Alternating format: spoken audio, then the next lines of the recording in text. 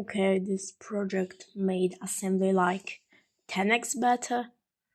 If you don't know already, I'm talking about Construct, made by the YouTuber CodeNibble. It provides some basic abstraction without sacrificing any performance. Currently, it works only for Linux, so I cannot try it.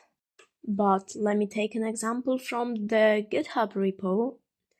If you ever saw assembly, you would know that this is brilliant.